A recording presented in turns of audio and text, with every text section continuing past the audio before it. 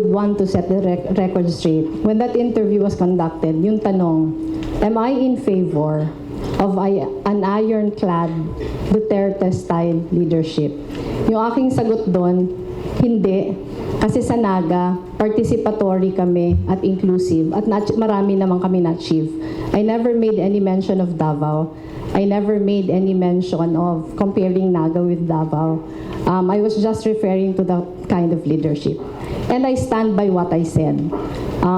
Sa Naga, marami kaming na-achieve. Very inclusive, very participatory. Lahat na tao, binibigyan ng upuan sa lamesa. Lahat na boses, pinapakinggan. Lahat na tao, inaaya na lumahok sa pamumuno. At yung sa amin sa Naga, marami kaming na-achieve from a very critical constituency. Na-convert yung aming constituency into a very collaborative one.